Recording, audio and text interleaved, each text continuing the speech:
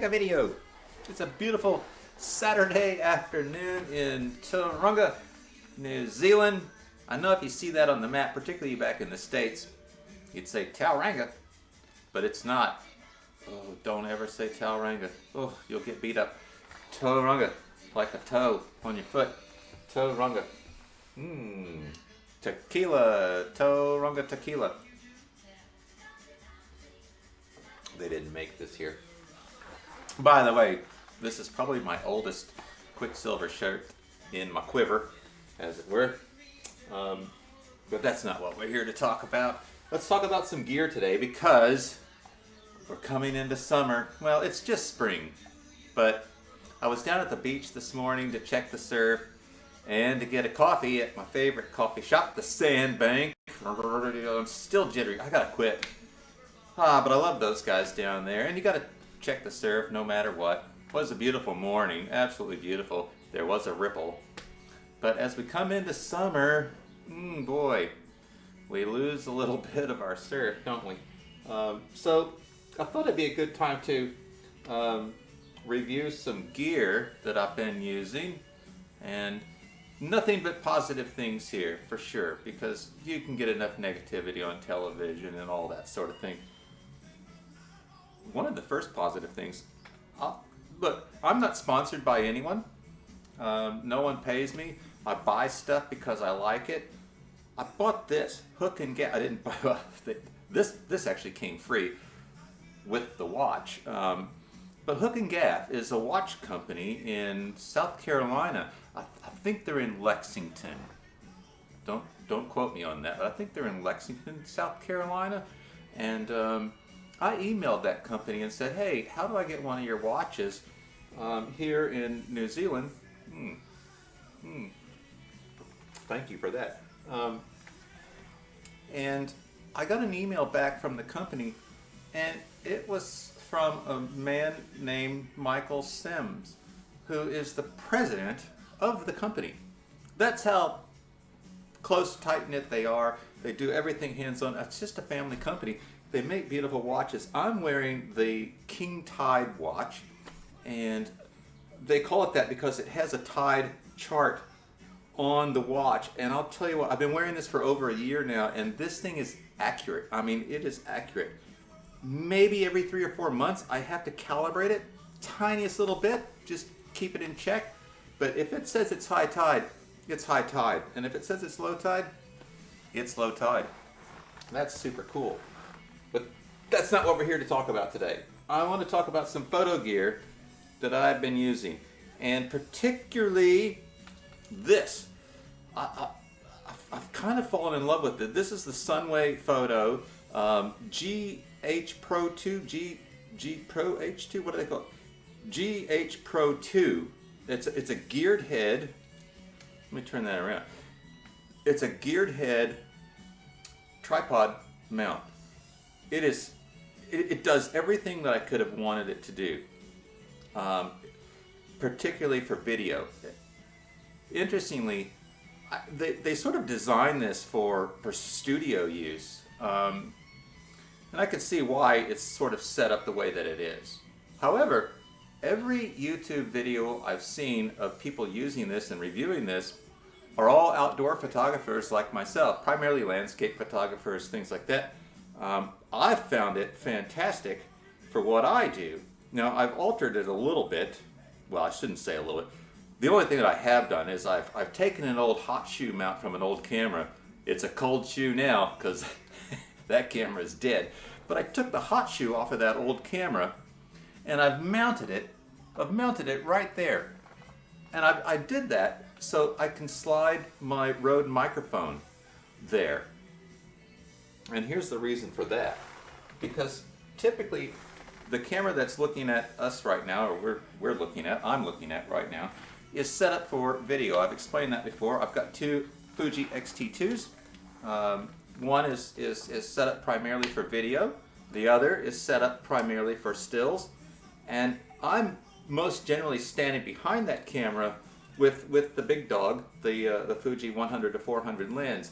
And I'm standing behind that, and I can easily control the pan because the pan smoothness on this gearhead is just, it's absolutely what I was looking for. I mean, I couldn't ask for anything better.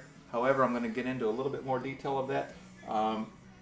But the reason why I've mounted that there is that because normally the microphone would sit on top of the camera, as it is right now, and it's got a big dead cat on it to cut the noise of the air down and things like that. But I'm standing behind that, and I'm shooting away,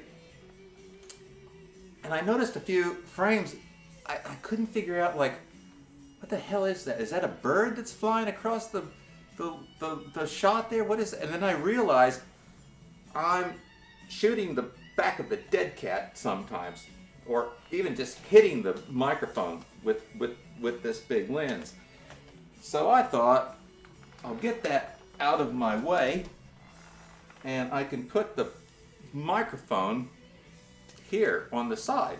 Now it's off the top of the camera, it's out of my way, and I can still easily just, and I use this as a panning arm. We're going to get to this in a second, but that's actually designed, you screw that in, and to clamp your camera mount onto the tripod.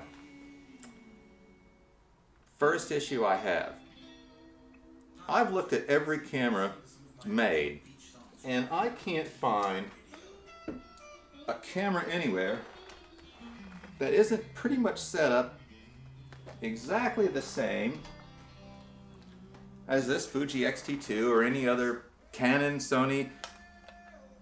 All the batteries are here on the right hand side. It's the hand grip that holds the battery. Well, when you put your camera on the gear, that little handle is exactly blocking you from being able to change out batteries. So to change a battery, you have to take the camera off, change the battery, and put it back on. Unless, of course, now there is a bit of a way around that, and I can't complain too much about it because normally this is the lens. This is the 50-140. This lens normally sits on that camera, and then it's out of the way and I can do that. Fair enough. Simple little thing, but nonetheless, every camera on the planet has a battery mount that sits right on top of that. Yes, you could put it on the other side, but now here's where I come into some other issues with this geared head tripod. Don't get me wrong, I absolutely love it. This is the number 2. I'm hoping that Sunwayfoto somehow sees this at some point when they come out with the number 3. There's a few suggestions I could like to offer, and maybe we'll get some things changed. But this is the thing, if you're a bit anal like I am, and I know a lot of photographers are, let's see if you can see that. So there's markings there. This is calibrated to 0, and this will go in 360 degrees, and that's fantastic. And the bottom plate pans as well.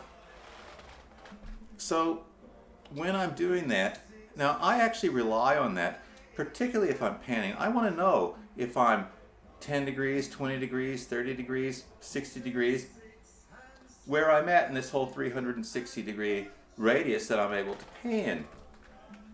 So I like that mark at 0. Now, had they just put another center marker on this side, and then I could turn that around, you wouldn't hear me complain at all. Because no one is using that bubble gauge once you mount a camera on there. I don't know why they decided to put a level bubble here. Put it here. Put it there. That's where I need it. This doesn't really matter because these are all designed, these knobs are designed to change the head of that all over the place. This piece, however, should stay as stable as your tripod is. And that's the bit that I want absolutely level. I don't care about that. I want this piece to be level. I want this piece to be level. So maybe we could move that bubble to that plate. It's out of the way. You can see it all the time. I mean, again, once you mount a camera on here, you can't see that bubble anymore anyway, so it's kind of pointless. Now, that's two of the issues. The other issue is, when you're using this as I'm using this, and most people are probably using this, again, I need to see those zeros. And I know, I see all the videos, people are like, oh, well, you turn it that way. Well, I can't read my increments of, and this is really important when you're doing panoramic shots, and you want to be able to stitch these back together perfectly. So everything is level. I know exactly how many degrees I've gone. Stop, shoot, stop, shoot, stop, shoot. But without being able to see that, you're not really sure exactly how far you're going. I know it's minor, but perhaps, just perhaps, we could get Sunwayfoto to think about those things. Otherwise, it's absolutely brilliant.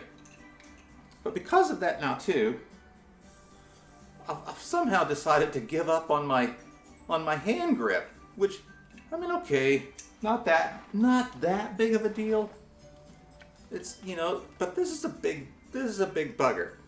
And the actual hand grip on the Fuji camera itself is lacking a little bit. So, when you put that on, it gives that extra bit of hand. Boy, now you really know you've got a hold of that thing. And that's really awesome. But again, this doesn't work with that without missing the increments. So, if I'm wrong, please let me know. If I'm right, thanks. And happy Saturday. Let's keep surfing.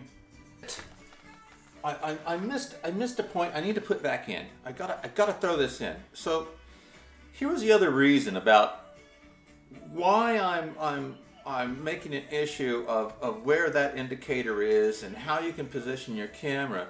Now the thing is too, when you're turning these dials, like particularly this, now this is where it comes into the studio work effect, and I understand that's why they did that. This dial, as you can see, does that action. Now I can speed that up by just pulling the little lever out and crank it around. That's as far as it goes. It goes 40 degrees that way, 40 degrees back that way, and so on. But this way, I can go, well, I can shoot the ground or I can shoot the sky. Now, that's why they did that for studio type work. You want to shoot straight up, you want to shoot straight down. But out in the field, I don't think you really do that. Maybe some macro photographers probably do something like that. But again, I would prefer to be able to adjust that the other way so that I'm going from portrait to landscape. Portrait to landscape. Quicker than going straight to the ground or straight up to the sky. Yeah, that'd be fantastic, I guess, if you were doing some night photography. But then that's when that would really work better, because I don't need to go more than probably 40 degrees up or down if I'm shooting landscape photography. And we'll see. Maybe I'll get some advice from some of my subscribers. I have subscribers now, and I need to mention this because I have 5. I have 5 subscribers now. I know this because there's a little app that tells me that. And I got my first comment from somebody that said, "Hey, I just subscribed, and I'm going to check out Lulu." Maybe I'm not supposed to say that. Probably get edited out. I don't know if I should say your name or not. Anyway, this person, Lulu. I'll do some Hawaii 5-0 in a minute. Ad edit. Is that what we say in Hollywood? I just want to say thanks again for watching my videos, and thanks to my subscribers. I know I've got one new subscriber because they sent me a message, And Lulu, cheers. You're a BMXer. I love that. I used to be a BMXer back in the day, back in the 80s. The original Vans. My mom used to throw my shoes away because they stunk so bad. I didn't wear socks. Anyway, thanks for subscribing.